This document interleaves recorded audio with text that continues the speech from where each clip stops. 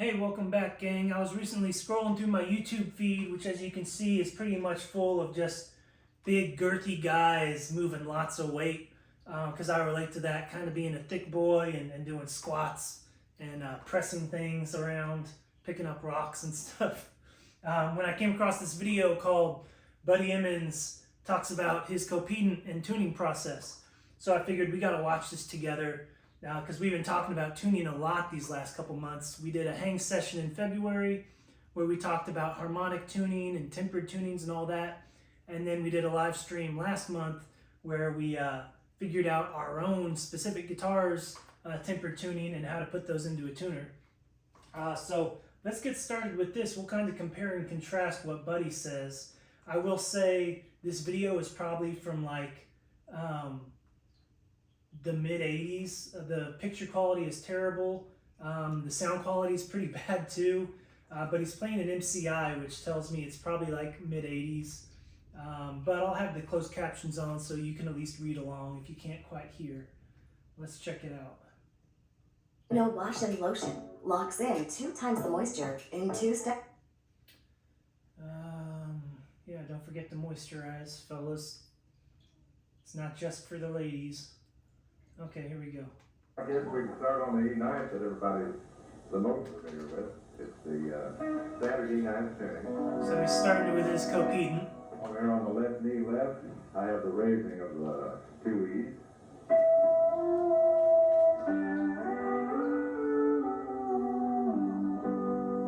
Okay, said left knee left, he raises his E's. Same here.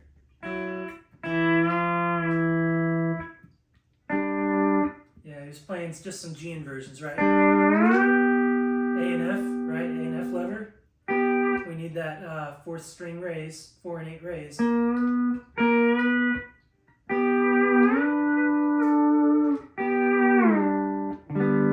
think it's kind of what he played, something like that. On the left knee right, I have a lowering of the E's. Alright, and on left knee right, he lowers his E's. Same here, right? And that's pretty standard. I definitely believe that's the best thing you should do with your left leg. One thing I can say about that right now is a lot of people that have the raising and lowering of the same string, sometimes they'll have the raise over here and the lower over here. I think it's a bad idea to hook a setup like that in that particular way. You should always have a raise and lower on the same knee, because the minute you put it over here, you lose a combination that you could create through your other knee and that particular lever. Okay, so if you couldn't quite see what he was saying you shouldn't ever split your E's, and by that he means you shouldn't raise your E's on one leg and then lower them on the other leg. It should always be on the same leg, because you can't lower and raise your E's at the same time, right? So if you put your lower over here and it's busy lowering, your left leg has nothing to do, right? Because you can't use your lever to raise it because it's already being lowered. So now this leg, you're just removing an option from yourself. Whereas if you have your E's on one leg, right? So I can lower here. And I still have my right leg available to do whatever, you know, it can hit my 2nd string. Right, or maybe you can hit my 1st string raise. It still gives my right leg some options, whereas if it was busy lowering, that's it, right? I can use my pedals still, but that's it. And I actually used to have my E's split from about years like 3 to 7, something like that. I can't quite remember how long I had them split. And my thinking was that it's cool to be able to go straight from a half-step raise to a half-step lower. And when they're on the same leg, you can't really do that. You're going to hear that note in between. Right? Even if you do it fast, you still hear that. But kind of the issue that I had with that was there was a timing issue between releasing my pedals and releasing my right leg, right? Whereas when it's on the same leg, right, if I've got like B pedal and 4th string lower, it's real easy to release both at the same time.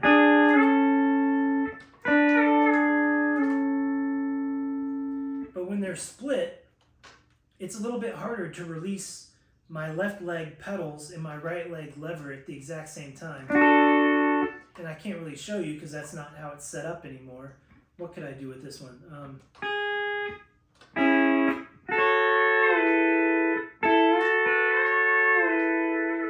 Yeah, kind of hard to show you.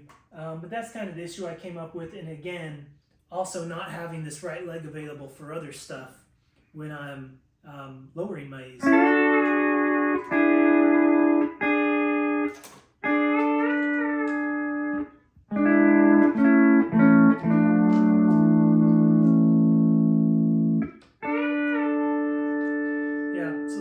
Even this move, now I have to bring my other leg into it for no reason. And that move right there, right? It was kind of hard to get that timed.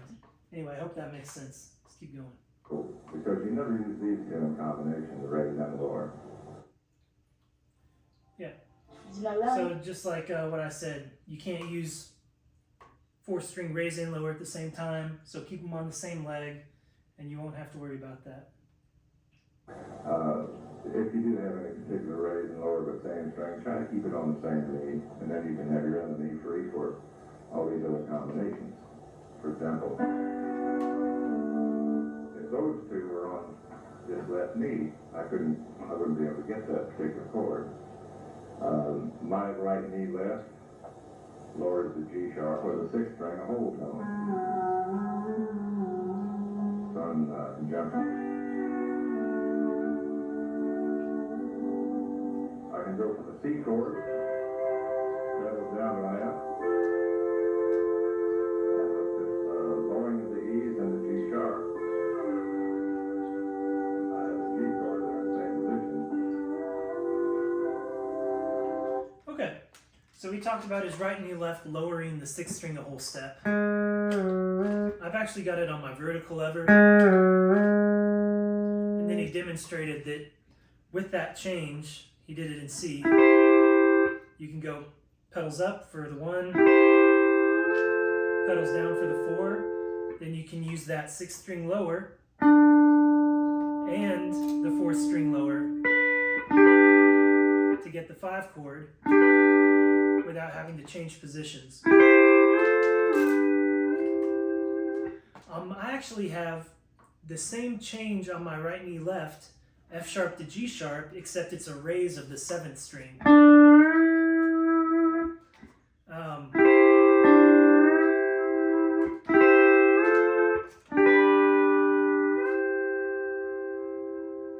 And my reasoning behind that is because he only has, if we can take him for his word, all he has is a 6th string lower on that lever.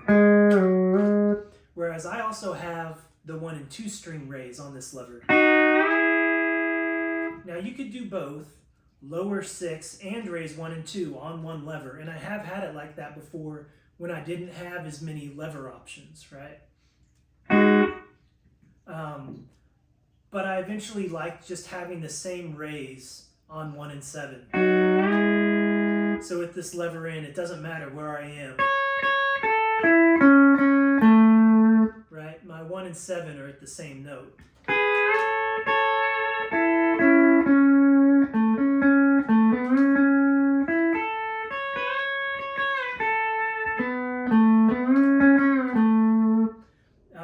But again, I still have my vertical lever to get that change if I want it. And I also like split tuning it with my B pedal to get that flat 7.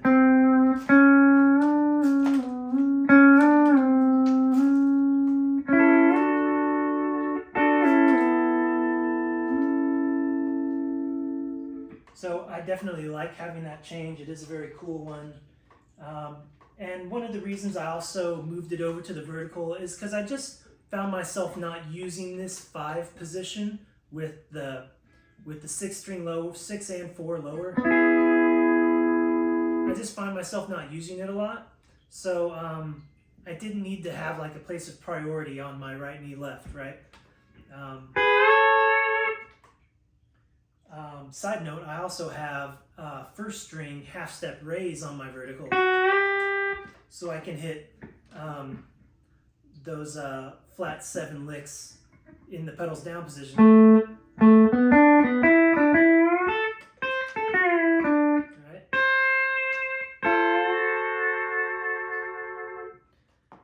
Which you could also feel out with like the whole step raise. But here it's just nice and specific. Okay, moving on.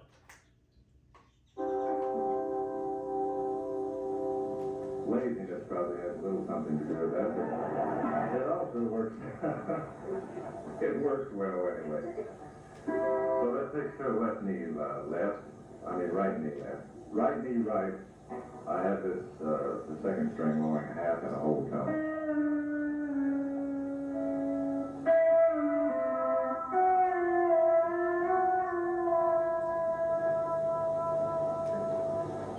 Okay, so he said second string lower on his right knee right. I actually think this is probably maybe the 4th most important thing to have on your guitar, right? Of course, A pedal, B pedal, 4th string lower. And then at least a half step raise. If you can get the half step and whole step, do that, obviously, because there's just a lot of cool lick stuff with that. But just being able to bring that second string in tune with the pedals down chord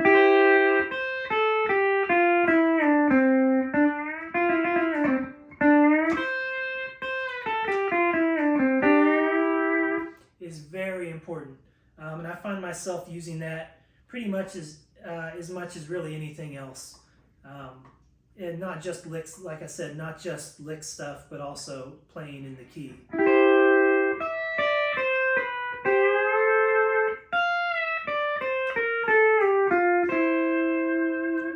All right. And of course, usually that comes with the 9th string lower as well, right? And I definitely, if you can, add that to it, because that's a good change to have as well.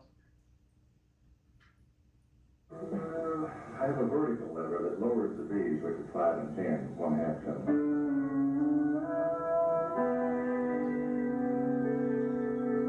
Okay, so he has 5 and 10 half step lower on his vertical.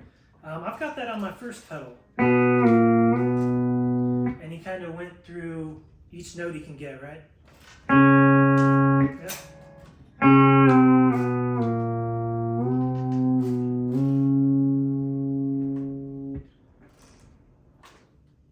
That automatically throws you into if you're in a key of C, and when you use that, it'll throw you into D7. All right, he said in the key of C, press that pedal and you get a D7. So C, we'll lower it.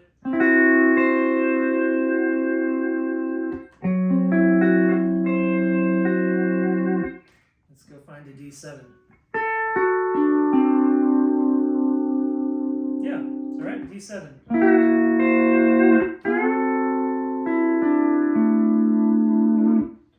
Pretty cool change. I like to have it on my pedal instead of vertical. I have had it on vertical before when I didn't have a 4th pedal, but I like being able to split it right here just on one foot instead of having to, kind of like how I split tune my B pedal, right? It's kind of awkward having to raise the heel up.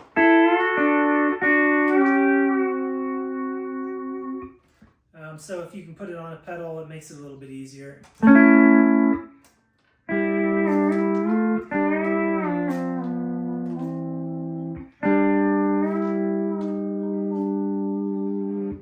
Okay.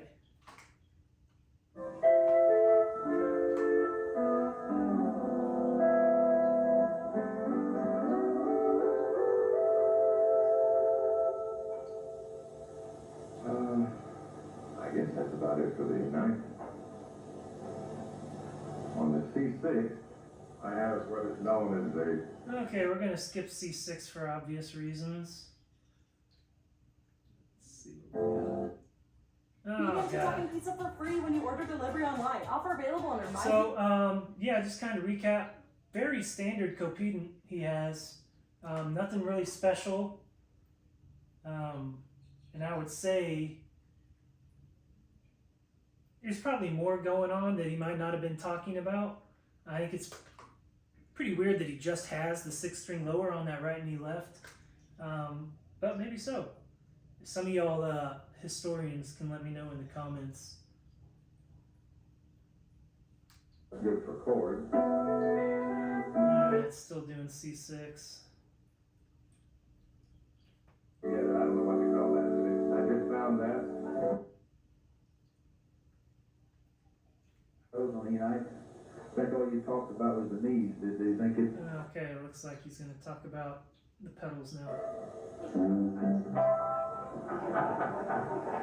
Oh my!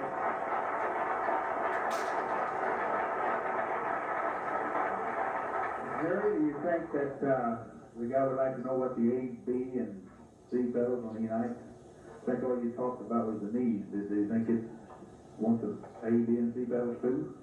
Well, my A rated the 5 and 10 whole tone. If your A pedal doesn't raise 5 and 10, what are we even doing, man? Come on. Have it reversed, or mine is reversed to some. The second, the B pedal raises the 3rd and 6th half tone. The 3rd I don't ever use, but it raises the 4th and 5th a whole tone. You catch that? He said the C pedal he doesn't ever use. I mean, yeah, I mean, obviously you don't have to. Right? We can get all those minor inversions using our E flat lever.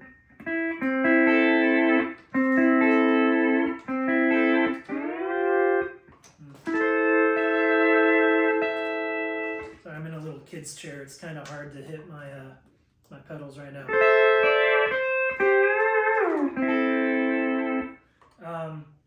Yeah, so kind of what I said too. I think, you know, maybe having something like the 2nd string lower is more important than the C pedal. Of course, you know, there is of course great harmonic movement you can do with it, right?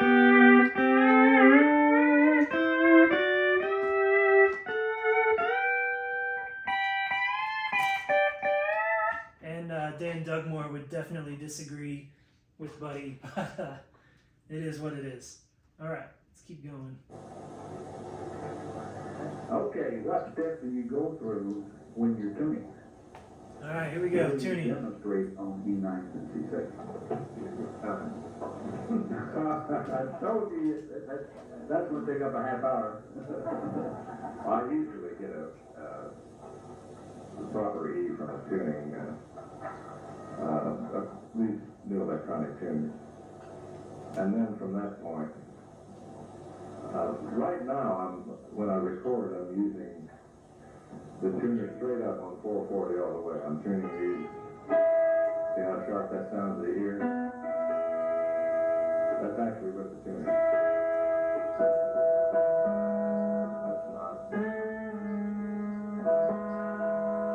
When I do tune sharp, because the recording day more, there are so many synthesized sounds and DX7 keyboards that you have to deal with, that if you don't get somewhere closer to them than you ordinarily do, why it's really bad.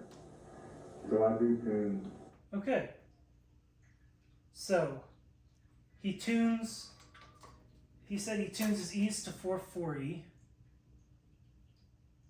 440 all the way in the studio, and somehow it gets lost and absorbed in the music where you don't even hear it.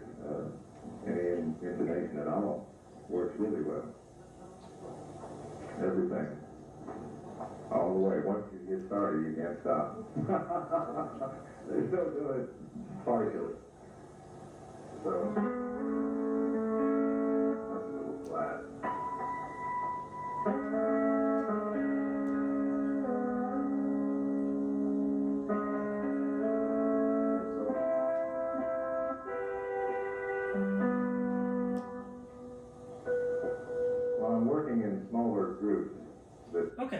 So to kind of recap what he said, what I believe he's saying, is he tunes his E's to 440, right? And you just heard him using harmonics. When I pointed my finger, it's because he was tuning with harmonics.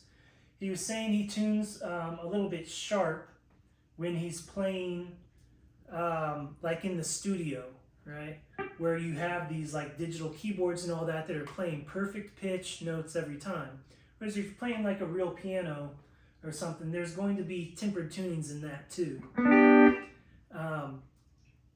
And he wasn't saying he tunes every note straight up to 440. He was saying he tunes the E's, right? And what we talked about in our February hang is how we tune our E's to 440 but pedals down. Right? And then we use our harmonic tunings and end up coming with tempered tunings off of that, right? Right? And I want you to run a little experiment if you got a few minutes. Get your tuner out, tune just 3, 4, 5, and 6. Tune them all to their 440 perfect pitch, and then play the chord. It's gonna sound terrible, right? Even though it sounded like he was saying, I tune everything to 440. What he was saying is he tunes his E's to 440, but then everything is going to get tuned to that 440 E after that. And that's so it blends in with those perfect notes of the digital keyboards and all that stuff he's talking about. Perhaps doesn't have a keyboard. You don't have to be. It's better, more pleasing to the ear to kind of tune it down a little bit. But I even tune it sharp to the ear when I work that way because it does help. Okay. So he said he tunes it sharp, and I got after that February hang, I got a lot of emails saying, "Well, John, if we tune with our E's pedals down, right? Listen to that difference. Isn't it when you release your pedals, aren't they sharp now?" And the answer is yes, and also it doesn't matter is the other part of that the answer to that question. And it's not so much that it doesn't matter. It's that our other strings, right, we just talked about, if you tune everything straight up, it's actually out of tune. So once we temper those strings to the sharp E, right, it's actually a very nice blend. Right? Even though none of the strings are really true pitch, right, when they all blend together, it makes a really nice E chord. Your overall chord changes when you, especially these two strings. That's the one that everybody has problems with. Okay, so what he's hitting right there is a 7 and 5. And I can't really show you what he's doing because I have compensators on 1 and 7 that are pulling them flat to bring them back into pitch. Just listen. Right, when I press my A pedal, my 7th string lowers. And that's because the 7th string is getting detuned, but actually not enough because my A pedal is tuned, right? You think it goes B to C sharp. It's a whole step raise, so that A pedal raises it a whole step. Well, it actually doesn't. It raises it a lot less than that because it has to be in tune with this E string that's getting flatted from cabinet drop also. So if you just, if you got out your equal, right, and tune this straight up, this B straight up, and then press your pedals down, you'll notice that it's not going anywhere close to C sharp. And so when we hit that 7 and 5, if you didn't have a compensator, that would be way out of tune, right?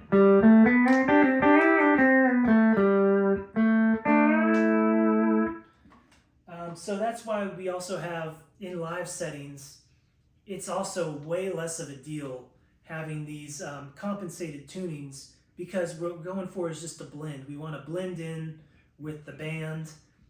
So just having everything close instead of one thing being perfect and something else being wildly out is really what we're going for. Let's see what else he has to say. It kind of helps eliminate that problem somewhat.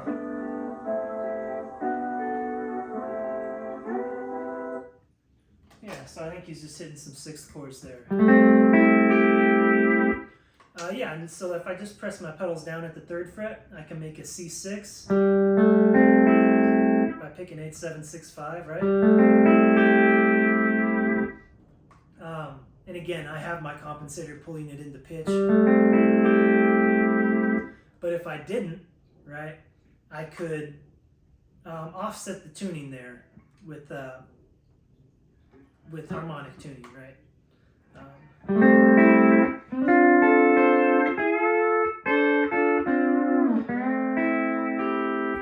Or you can just play like a minor chord.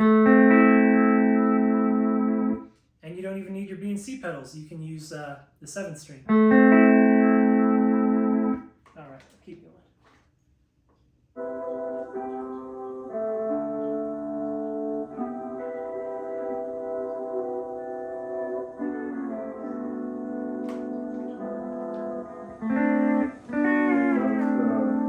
Like I say, when working with a smaller group and don't necessarily want it up that high, or with the keyboard, I would tune first get my ear from the tuner, and then tune harmonically. There you go, and I think that's what it all comes down to. Wherever you set your E's, right? If you want to tune with the keyboard, great. If you don't want to, that's great too. But we get our set 4 and 8, right?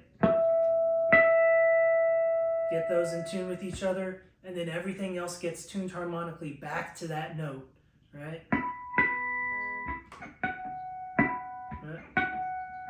Ah, shoot. Can't do it with my bar in my hand. Ah, I was wrong for Alright. And all that.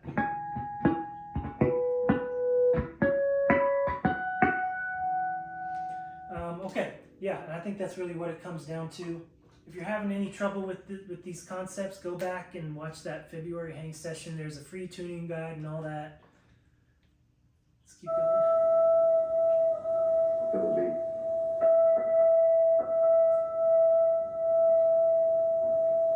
Disappear.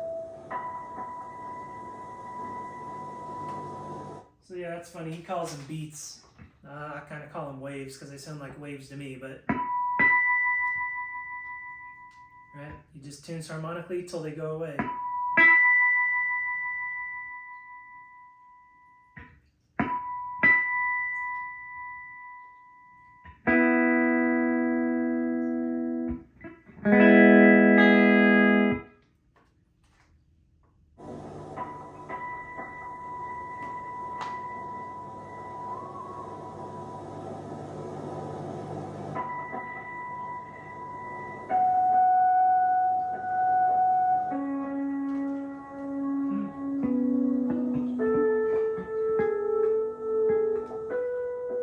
I wish I could see better to see what specific harmonics he's hitting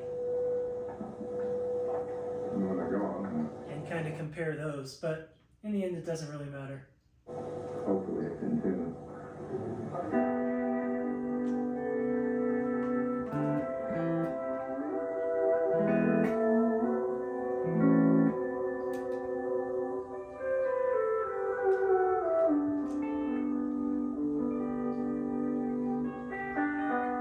Even though that is out to the ear, it's still, it gets kind of lost when you get try it. It's not so much, it's not as noticeable as you would think.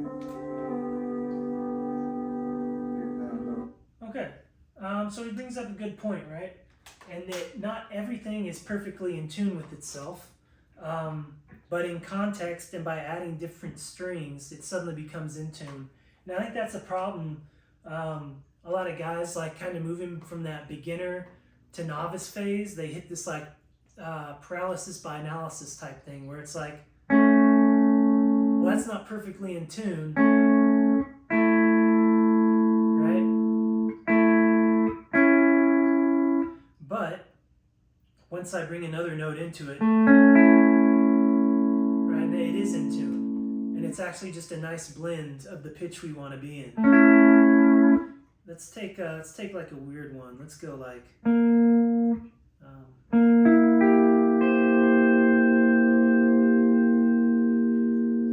do like a C7. Right, sounds pretty good, nice and in tune.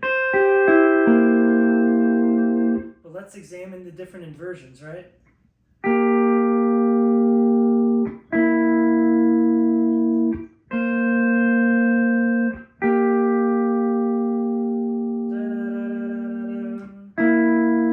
That one's a little bit better. And this one's actually all right. But when I play them all, let's add another note in there. All right, so now we got a C9 flat 7. Nice and in tune. Let's check out this inversion. Not even close to being in tune.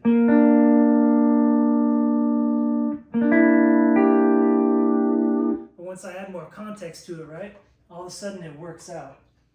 And I think that's something that you just kind of have to get past, that not every inversion is going to be perfectly in tune with itself, but in context, it actually sounds great. Only when you get these two strings, these thirds going together, the 1 and the 3, you hear it. The minute you hit try it seems to disappear somewhat.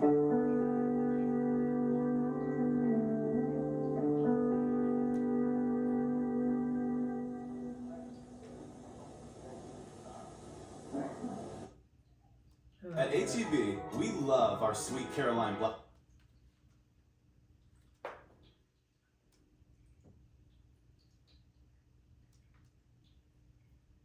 And I think something else with that idea,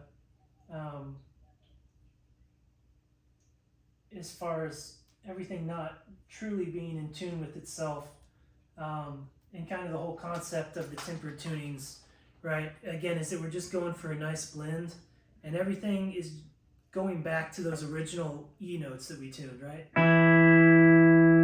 We're always trying to compensate for whatever detuning that 4th string gets, right?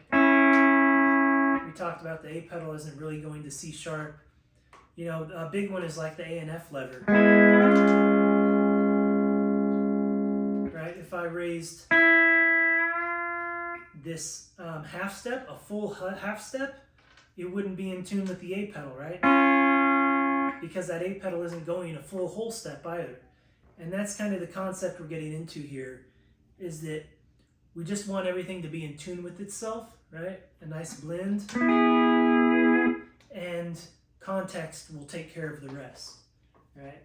And that's why I don't have tuning settings for my pedals, right? If my guitar the pedals can't stay in tune for a 90-minute set, then I got the wrong guitar. So I don't really worry about what exact notes my pedals are tuning to, right? I get a nice open tuning using harmonics, and then my pedals get tuned back to that E string, right? If I tried to tune, it's a B to a C sharp, it's going to be out of tune, or a G sharp to an A, not really, because what I'm tuning is this inversion, right? That again is tuned back to that 4th string. All right.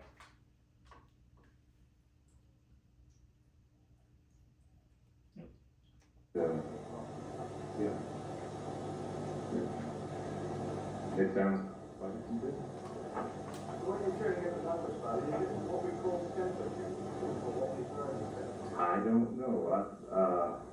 There are all kinds of charts and theories on temper tuning, but I don't know enough musical terminology to know whatever the keyboard is. Yes. That would be the best way to put it. I just tune 440 with everything.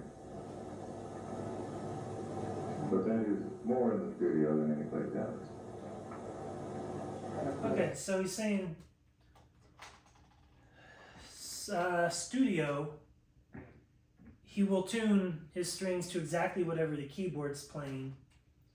Of course, still working on his inversions, I take it. And I will say there are times in studio when I will change certain strings or certain pulls to match whatever the note is, exact note is I'm going for. Because like we talked about, we'll go back to this A and F lever one, right? This raise isn't really a full half step, right? So if I'm going right to that inversion, it's going to be out of tune. So like I said, there are certain times we'll all adjust that to be a full A pedal, full whole step, and full half step raise. But that's because I know I'm hitting that exact lick, and it's okay for me to do that. Because I'm going to switch it back after that, all right? Or maybe like I'm not going to temper my first string so much. Right, say I'm hitting a little just single note run. Right, well my first string is tempered, right? So it's not actually in pitch to what the keyboard is playing. So there I will tune, right, straight up. Right, I'll adjust that note to be exactly in pitch. Right, hit that lick or whatever. But again, that's just like studio. Once you're actually playing live and you're playing with other instruments that are tempered and whatnot, it won't fit in. It'll sound really sharp. Yeah, that wasn't here.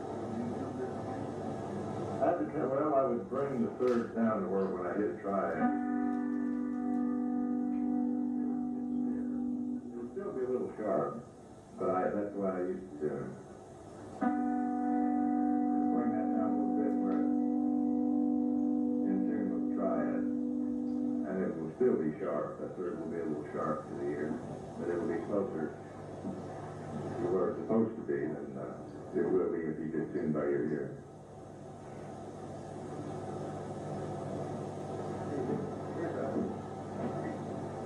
There's a question that's related to it. Question from John B. Moore. When you temper tune, do you work from a standardized chart? Or when attending a new instrument, do you tune two strings next to one another to get the beats?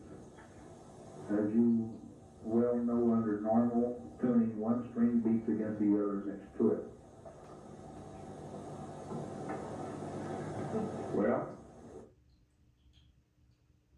What the hell did you just say, John? What kind of question was that? I have no idea what he just said. There, I think that's pretty well. I think the 440 tuning with the tuner kind of explains itself. And the other part about, no matter which way I tune, if I tune with the chord tuner or slightly sharp to the ear in smaller groups, I still end up tuning the beats out. Once I establish my E, I tune them out harmonically. And All right, well, I think you just put the nail in the coffin there. No matter how he tunes his E's, everything else gets tuned harmonically to be in pitch with itself. Again, I think in the studio, he probably does maybe not do some of those offsets when he needs to. that's just getting this string with that and the fifth with the first and whatever. And it usually turns out quite well. Yeah, and I think that's this is the GOAT, right? Maybe the best steel player of all time. And at the end of his tuning process, what does he say? So I think it turns out quite well, right? There's really not going to be perfection when it comes to pedal steel tuning, and I think that's also some food for thought. So I hope you all enjoyed this video. Just kind of recap, right? Really basic copedent, nothing too special.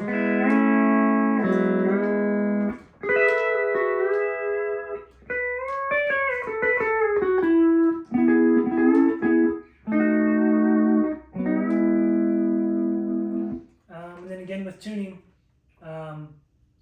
two basic thoughts, right?